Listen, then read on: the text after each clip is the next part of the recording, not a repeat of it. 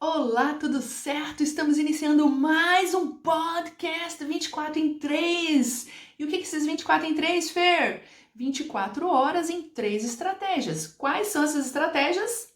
Pensa comigo, você já sabe quais são. Você está acompanhando meu podcast, você já sabe, mas vamos lá? Isso mesmo, clareza, foco, ok? E o terceiro? Terceiro, botei quarto aqui, mas o terceiro é projeto. E eu explico melhor lá na live 24 em 3, certo? Ok? Dá uma olhadinha lá na live, vê o que você... interessante, eu não tinha pensado dessa forma. Ou então, eu já sabia disso. Mas achei bacana. Não sei, coloca lá o curtir se você achar interessante lá na live. E se você achar interessante no final desse vídeo, você dá um curtir também. E se inscreve no canal, lógico. Sempre vou estar aqui dividindo alguma coisa bacana com você. Essa é a ideia, a gente está sempre dividindo. Beleza, onde eu quero chegar com hoje? Hoje a gente vai falar sobre o quê? Você vai achar até interessante, até engraçado, mas faz sentido onde eu vou chegar. Então, a pergunta é, vamos lá, Fernando, o que você quis dizer? O que você escreveu lá? Pensamento de pombo e pensamento de carcará? Misericórdia, o que é isso, gente? Pois bem, vamos lá. Bom, aqui dentro de mim tem um sangue nordestino. A primeira vez que eu vi um carcará na minha vida foi lá no Nordeste, lá na região de Rio Grande do Norte, perto de Mossoró, e que eu vi um carcará pela primeira vez. Eu era criança e eu falei, gente, que bicho bonito, imponente, estilosão.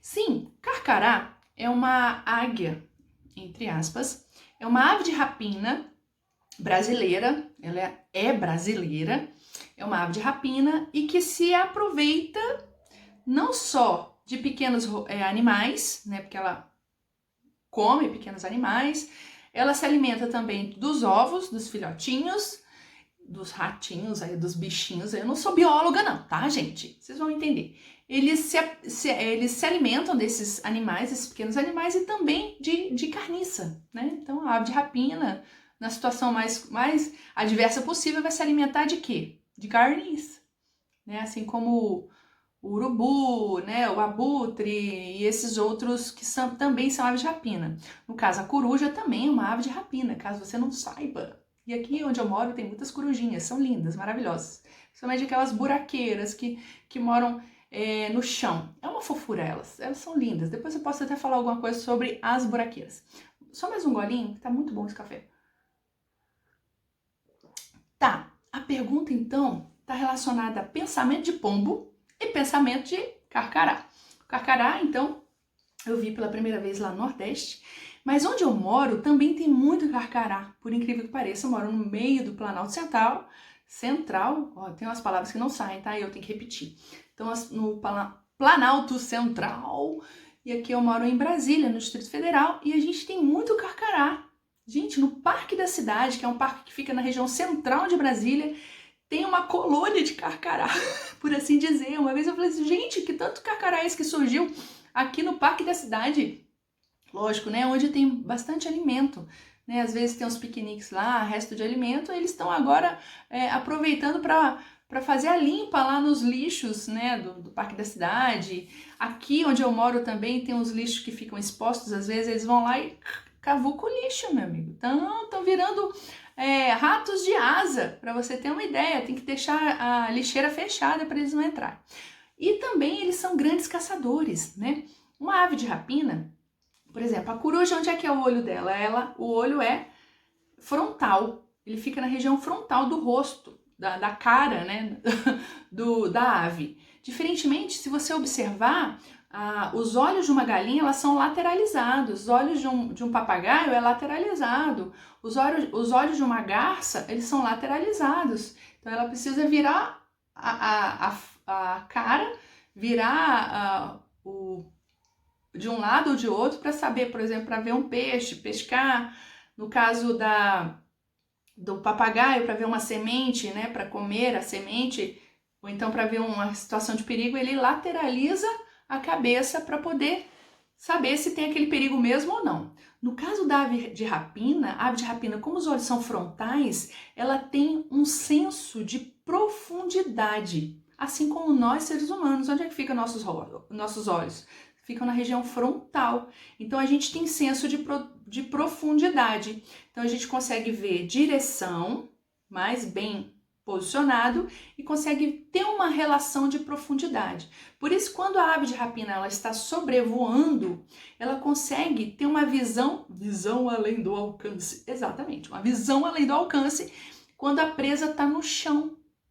Então, por isso que elas são tão certeiras na hora de dar o voo e pegar a vítima, digamos assim, né? O bichinho lá que tá a vítima lá da ave de rapina. Então, por isso que o carcará ele é considerado uma ave de rapina e um grande caçador, porque ele tem o quê? Os olhos são frontais e ele consegue ver a nível de profundidade e ir muito certeiro. Pá! Quando ele dá um mergulho, ele vai certeiro, puf, onde ele quer atingir, quem ele quer pegar. Uma vez eu andando aqui em casa, aqui perto, eu achei muito engraçado. Eu estava fazendo até uma corrida aqui na região e aqui tem muitas árvores. E olha que interessante, o carcará, ele não se posiciona em árvores baixas. É raro. Se você vê, é algo raro.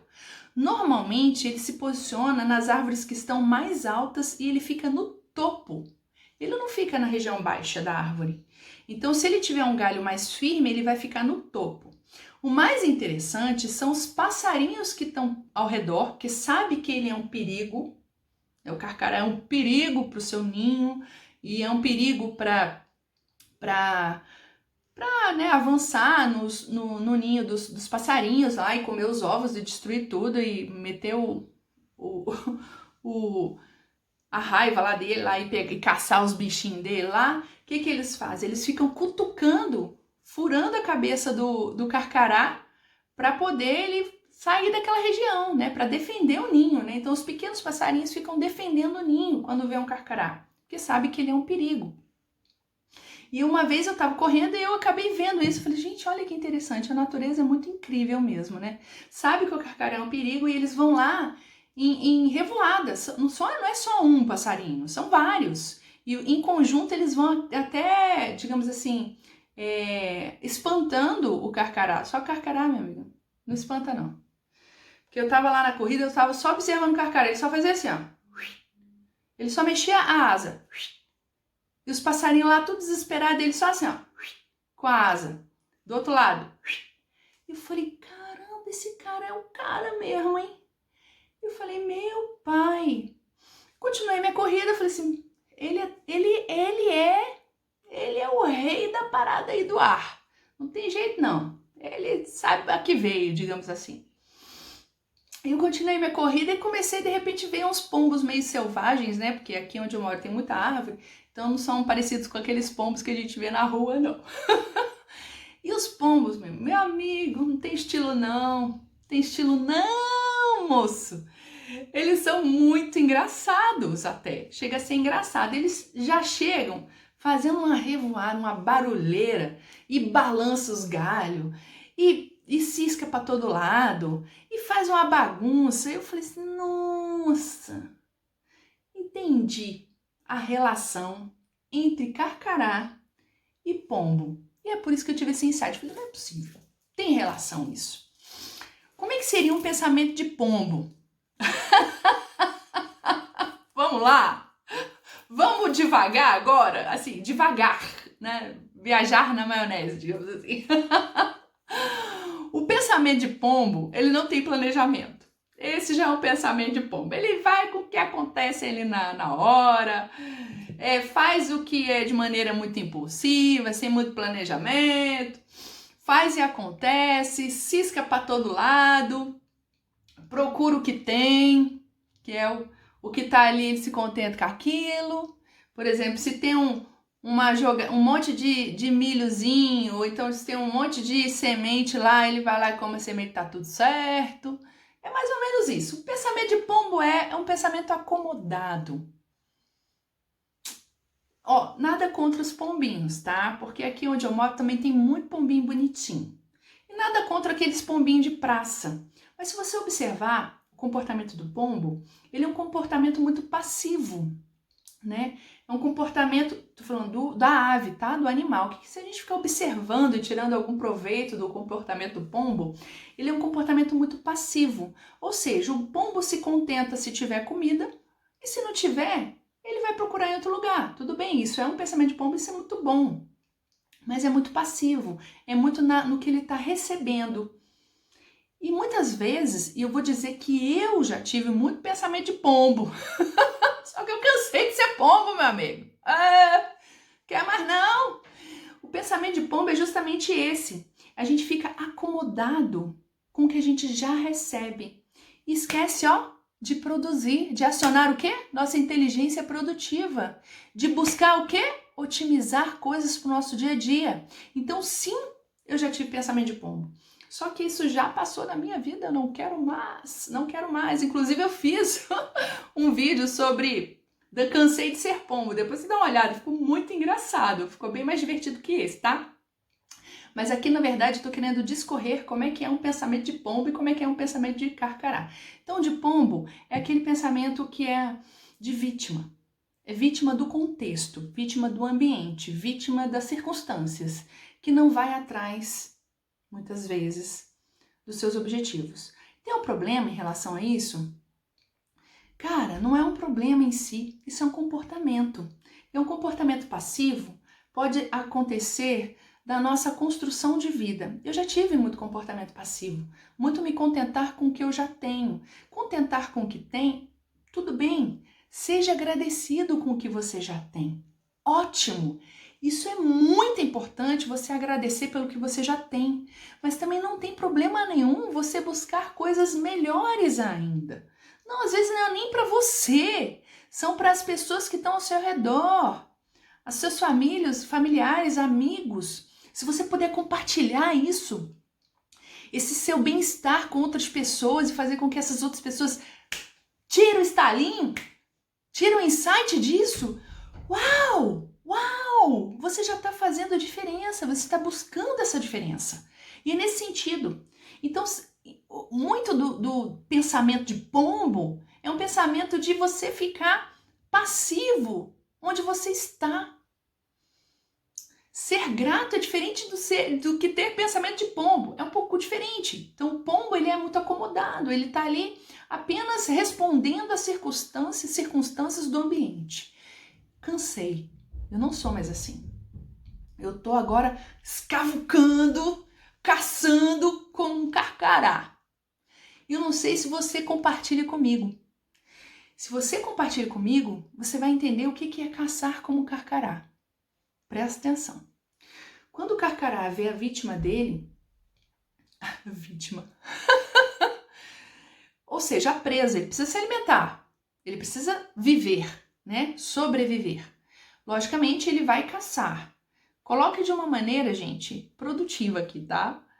Eu tô dando um exemplo, fazendo uma analogia no sentido produtivo e que vai somar, digamos assim, a quando você tem um objetivo muito legal e você quer alcançar esse objetivo, você vai colocar todas as suas forças. O carcará, para ele sobreviver, ele precisa, infelizmente, ele precisa pegar a presa, comer essa presa, né? Logicamente tem as interferências ao redor, os outros passarinhos vão lá bicar ele, mas ele tem um objetivo, que é viver também. E tem muitas formas de viver, né? De sobreviver. Uma delas é você focar a presa, entre aspas, o seu objetivo, e você ir fundo, dar um mergulho naquele objetivo. Vai ter consequência? Vai. Importante que você não é um carcará propriamente dito. O que eu quero pegar do exemplo do carcará é o objetivo, é você ter a visão frontal, você começar a medir a distância para você fazer o mergulho. Então, tudo isso é calculado mentalmente ali por conta do carcará. Então, você faz o cálculo, você vê a distância, você vai dar um mergulho e você vai alcançar essa presa. Essa presa pode ser um objetivo que você queira muito.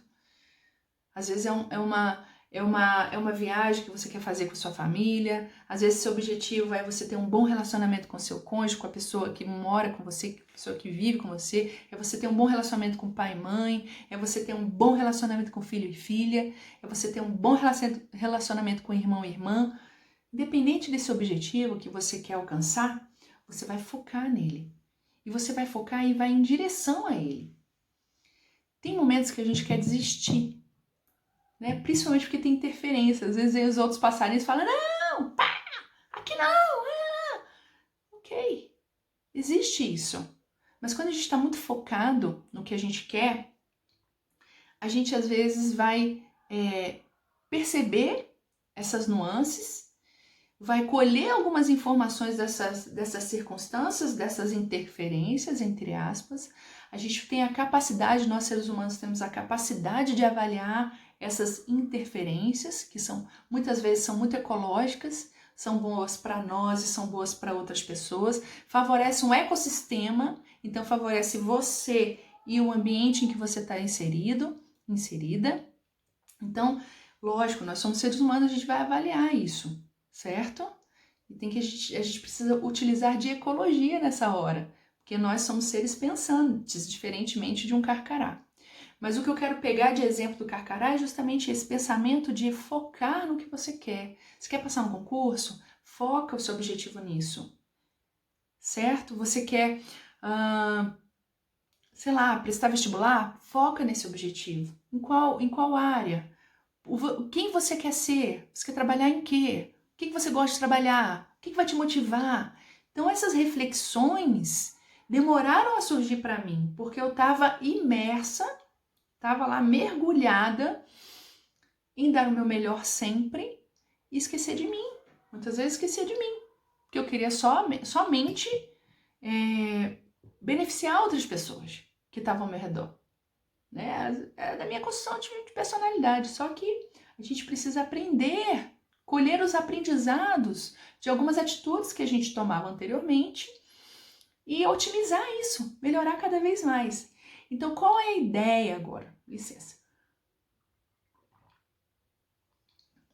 A ideia é que você entenda o pensamento de pombo, que até certo ponto te mantinha vivo, mantinha lá, porque você recebia esse material, digamos assim, essa comida, recebia aquele alimento, seja grato por isso, não tem problema nenhum.